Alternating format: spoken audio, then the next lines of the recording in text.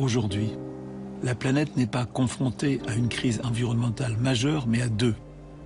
La crise climatique et celle de la biodiversité. Ces crises sont liées entre elles et s'aggravent mutuellement. Les deux sont créés par les activités humaines et les deux impactent les sociétés humaines.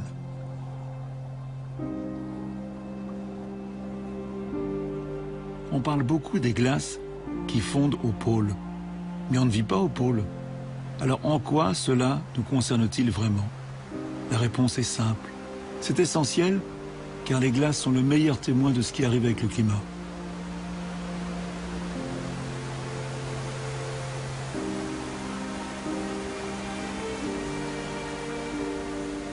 Leur fonte est facile à observer et montre le problème. Elle constitue donc un signal d'alarme très clair qui nous crie en permanence. La planète se réchauffe trop vite.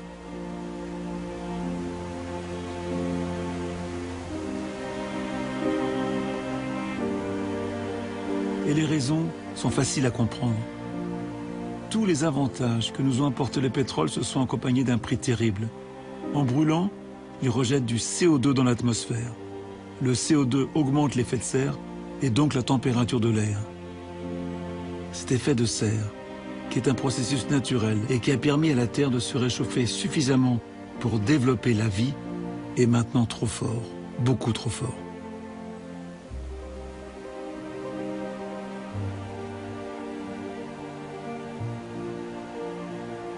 Si les scientifiques du monde entier nous alertent, c'est qu'au niveau de la planète, les effets peuvent être dramatiques.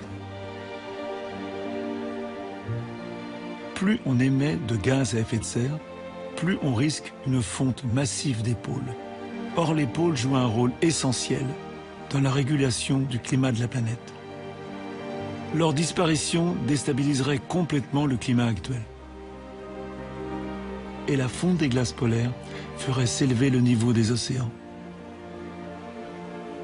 Si le Groenland fondait, le niveau de la mer augmenterait de 6 mètres.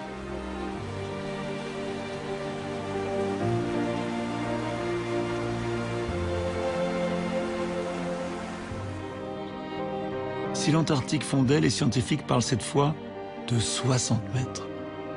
La quantité de terre perdue serait incroyable. Les océans avanceraient sur les dizaines, voire sur des centaines de kilomètres à l'intérieur des terres, et les côtes seraient entièrement redessinées. Heureusement, on n'en est pas encore là. Mais les données montrent que la banquise fond de plus en plus vite et que les icebergs s'en détachent. Les glaciers du monde, dont dépendent aujourd'hui plus d'un habitant sur 5 pour son eau potable, disparaissent progressivement.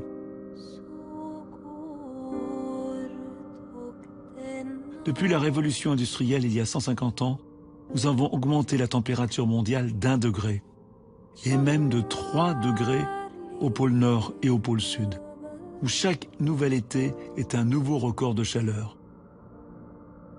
Si les scientifiques sont si inquiets, c'est que ces masses de glace sont à des points de basculement, prêts à chavirer dans une réaction en chaîne, précipitant une fonte de plus en plus accélérée.